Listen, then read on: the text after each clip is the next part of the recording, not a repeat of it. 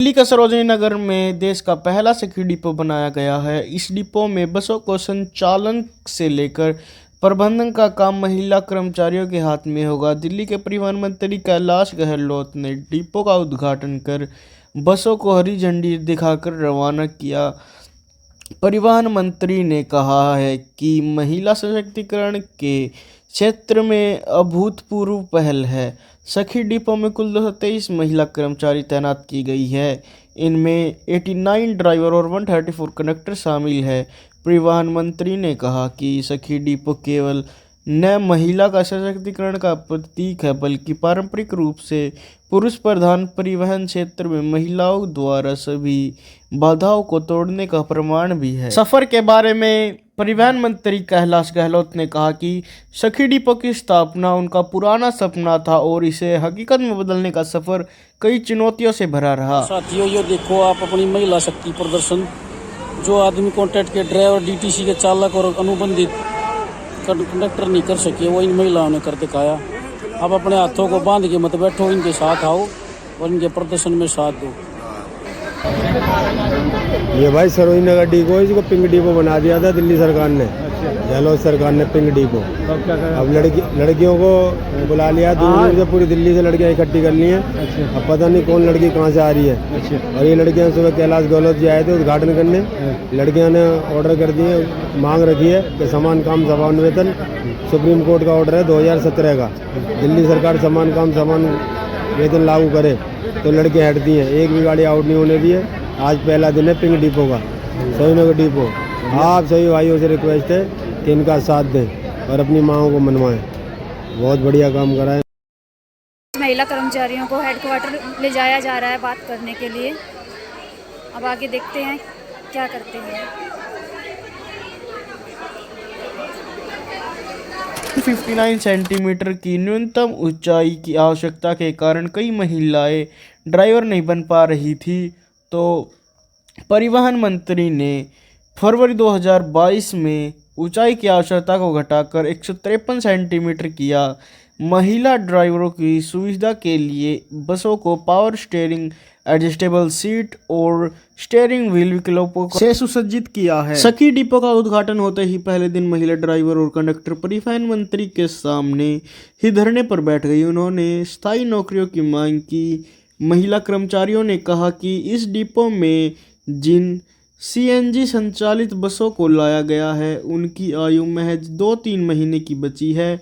2 से 3 माह में ये बसें सड़कों से हट जाएंगी। इसके बाद महिला कर्मचारियों को नौकरी मिलेगी या नहीं, ये अभी तय नहीं किया गया है।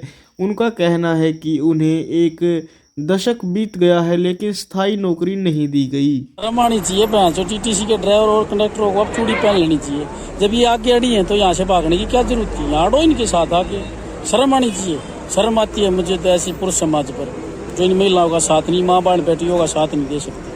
उन्होंने कहा कि एक तरफ दिल्ली सरकार महिला सशक्तिकरण की बात कर रही है, दूसरी ओर महिलाओं को रोजगार सुरक्षित नहीं दिख रहा है। उनका कहना है कि जब तक स्थायी नौकरी की मांग पूरी नहीं होगी, वे बसों का संचालन नहीं करेंगी। परिवहन मंत्री के सामने हंगामा होते देख दिल्ली परिवहन विभाग के अधिकारियों ने उन्हें समझाने का प्रयास किया, लेकिन वे नहीं मानी। उसके बाद शनिवार शाम करीब 7 बजे महिलाओं को 5 महिलाओं को बात करने के लिए डीटीसी के मुख्यालय बुलाया गया। दिल्ली भाजपा के अध्यक्ष वीरेंद्र सचदेवा ने आम आदमी पार्टी और परिवहन मंत्री कैलाश गहलोत पर निशाना साधा है। उन्होंने कहा है कि परिवहन मंत्री कैलाश गहलोत ने शनिवार को सरोजनी नगर में सखी बस डिपो का उद्घाटन कर महिला सशक्तिकरण का उदाहरण पेश कर राजनीतिक लाभ में लेने का प्रयास किया है, लेकिन डीटीसी की महिला कर्मियों ने विरोध कर सरकार की पोल खोल दी है। उन्होंने कहा है कि हम फरवरी 2025 में सरकार बनाएंगे और उनकी समस्या के समाधान के लिए कमेटी बनाएंगे। सेवा सुरक्षा के लिए डीटीसी में 2 साल 2000 नई बसें लाएंगे। वर्ल्ड का जो नया एक रिकॉर्ड इतिहास रचने जा रहे थे पिंक डिपो के नाम से, सिर्फ मंत्री जी या सरकार जो सिर्फ वाहवाही तो लूट रही है, लेकिन उस कर्मचारी के साथ क्या दुर्गति हो रही है, उन मांगों को लेकर के आज कर्मचारी ने अपनी आवाज़ बुलंद की।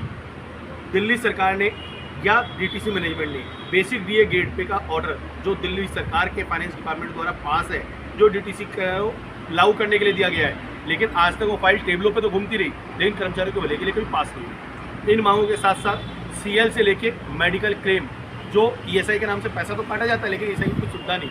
ड्राइवरों के पैसे, स्किल सैलरी तो बढ़ा दी गई, सिर्फ 100-200 रुपये इतने बढ़ा दिए गए कि पैसा भी ना कर दिया जाए और इलाज भी ना किया जाए। इस तरह की कई सुविधाएँ इन्होंने दी गई, जिसके ऊपर आज हमारे कर्मचारियों ने, महिला कर्मचारियों ने अपने मांगों के साथ डटे रहे और आंदोलन किया, जिसके पश्चात मैनेजमेंट को मजबूरन इनके साथ मीटिंग करनी पड़ी।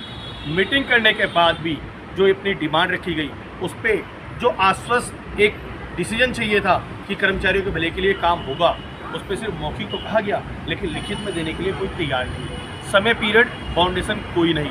तो जब तक कर्मचारी की आवाज़ बुलंद नहीं होगी, ये धरना प्रदर्शन, ये आंदोलन कर्मचारियों का ख़त्म नहीं होगा। कर्मचारी की मांग जायज़ पूरी की जाएगी, तभी इस आंदोलन से कोई कर्मचारी पीछे हटेगा। बाकी हमारी बहनें आगे की रणनीति और आगे क्या तैयारी है वो बताएंगे। बहन बताओ, नहीं तो बहन बताओ क्या बात रखी है? क्या आप यहाँ से हटना चाहोगे? मैंने मैडम से यही बात करी है कि जी जो हमारा बेसिक ग्रेड पे की जो DA की जो फाइल फाइनेंस डिपार्टमेंट से हमारी पास है, कम से कम वो तो डिपार्टमेंट के हाथ में है, वो तो पास कर ही सकते हैं। और दूसरी बात, हमें ESI का ही मीठा लालच दिया गया। 21,000 से ऊपर हमारी सैलरी कर दी गई, 700-800 रुपये ऊपर सैलरी है। हमारे खाते से पैसे क्यों कट रहे हैं जब हमें मेडिकल फैसिलिटी देनी ही नहीं है? मेन मुद्दा तो यही है ना, अगर मान लो अगर हमें रास्ते में चलते हुए कुछ हो जाए या एक्सीडेंटली क्लेम हो जाए, या भाई हम 6 महीने बिस्तर पे बैठे रहेंगे तो हमें ना सैलरी मिल रही तो हम खाएंगे क्या?